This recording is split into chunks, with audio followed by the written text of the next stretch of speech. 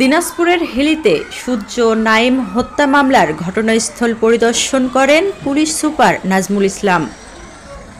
মাহবুব হোসেন মেজরের তথ্য ও ভিডিও চিত্রে desk report.